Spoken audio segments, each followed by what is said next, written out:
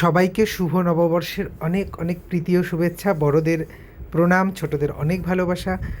নববর্ষে মাকে দেখি সবসময় বাড়িতে নববর্ষের দিন মা পায়েস রান্না করে ঠাকুরকে ভোগ দিত। তো মা যেহেতু এখন এখানে নেই আমার কাছে, তো আমিও তাই চেষ্টা করলাম আজকের ছোট্ট করে ঠাকুরের সামনে একটুখানি পায়েস রান্না করে দেওয়ার।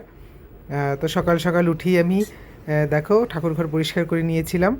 এরপরে ঠাকুরকে খুব সুন্দর করে সাজিয়ে নিয়েছিলাম। তো যেটা বলছিলাম, মায়ের কাছে জিজ্ঞেস করলাম মা কীভাবে পায়েস করবো। মা বলে দিয়েছিল, বেশ ভালো করেই করেছিলাম পায়েসটা। তো ঠাকুরকে দেখো এইভাবে ভোগ দিলাম। ঠাকুর কাছে একটাই প্রার্থনা, এই বছরটা যেন সবার খুব ভালো কাটে, সবার সুখ সমৃদ্ধি হোক। ছোট্ট করে আমি ঘরে একটু পুজো দিয়ে দিয়েছিলাম। পরম পিতা, তুমি সবাইকে খুব ভালো রাখো, সবাই খুব ভালো থেকো।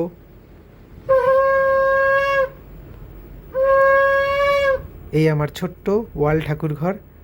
সবাইকে অসংখ্য ধন্যবাদ, নমস্কার।